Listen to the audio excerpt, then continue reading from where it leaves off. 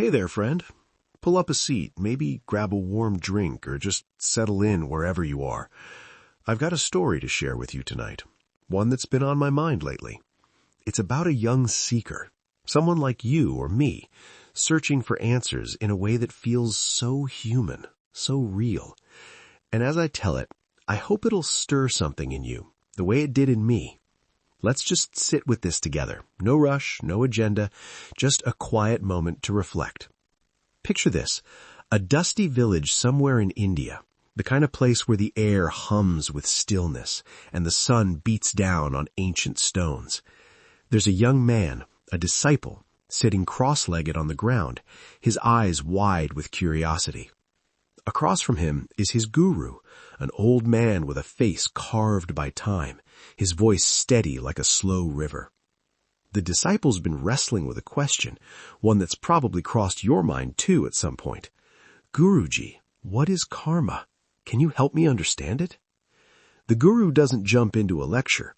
He leans back a little, his eyes scanning the horizon as if the answer is written in the sky.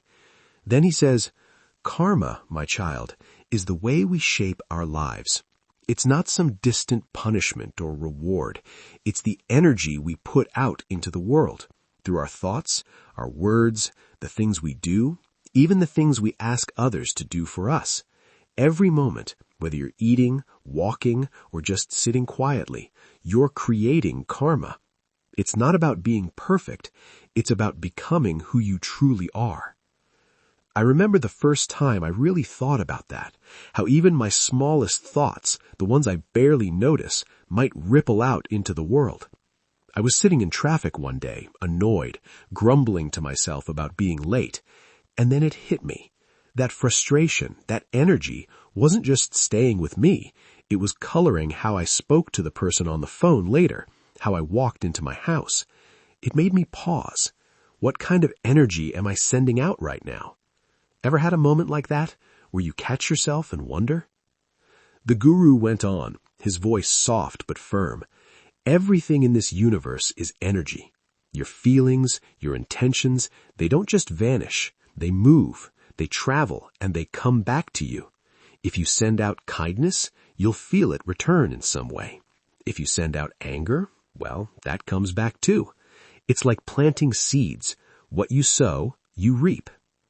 The disciple nodded slowly, and I can imagine his mind turning, maybe picturing a time he'd lashed out and later felt the sting of regret. The guru saw that look and said, "There are principles to karma, ways to live with awareness. Let me share them with you." He started with the simplest truth. What you give, you get. Want love? Be loving. Want respect? Offer it first. It's not a trick. It's about becoming the kind of person who draws those things naturally. I've seen this in my own life. There was a time I felt so overlooked at work, always waiting for someone to notice me. Then I started appreciating others, even in small ways, and suddenly people started seeing me too. It wasn't magic. It was just karma. The guru's second principle was about action. Nothing happens by itself, he said. If you want something, peace, success, anything, you've got to create it. Work for it. Don't wait for miracles. I can almost hear the disciple sigh, maybe hoping for an easier answer. But isn't that the truth? I think of all the times I've sat around wishing for change, only to realize I had to get up and do something, even if it was messy or hard. Then came the third principle, acceptance. You can't change what you don't accept, the guru said. If you're struggling, face the truth of it. Only then can you move forward. I felt this one deep in my bones.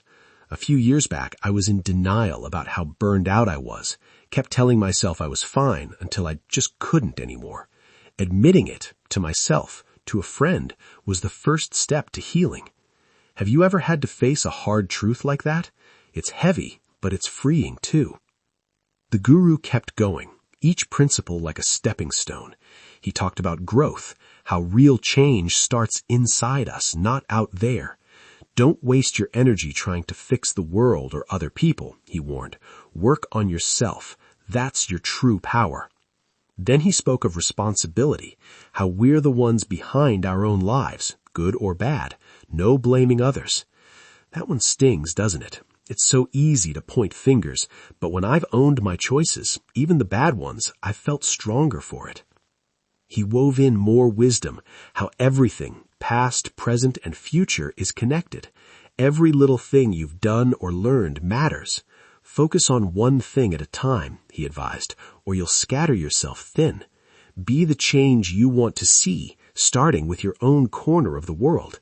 Live in the now, not stuck in yesterday or fretting about tomorrow. Learn from history, or you'll repeat it. Be patient. Big things take time. And finally, remember every contribution counts, no matter how small it seems. The Guru's voice grew quieter as he shared this last thought.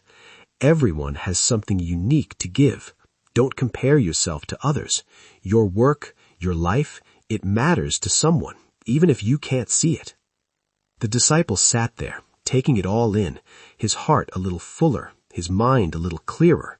He bowed his head in thanks, and as he walked away, I imagine he felt a shift, like he had a map now, not to a perfect life, but to a more awake one, a life where he could choose his thoughts, his words, his steps with care. And sitting here with you, I can't help but wonder how this lands for you. Maybe there's a moment from today, a kind word you spoke, or one you held back that's still lingering in your mind. Or maybe there's a truth you've been dodging, one you're ready to face. Karma isn't about judgment. It's about noticing. It's about remembering that every little thing we do sends a ripple.